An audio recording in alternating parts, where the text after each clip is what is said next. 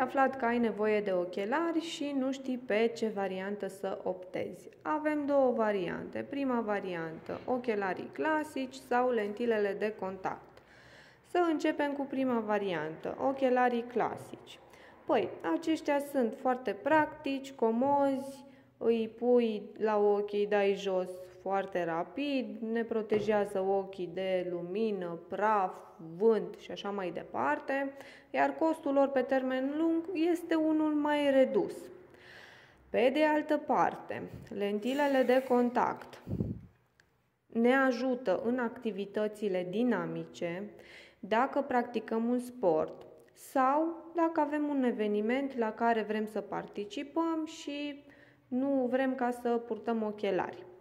Fiecare dintre cele două variante are avantaje și dezavantaje, iar este de datoria ta să te informezi și să știi care este opțiunea potrivită pentru tine. Eu sunt aici să te ajut.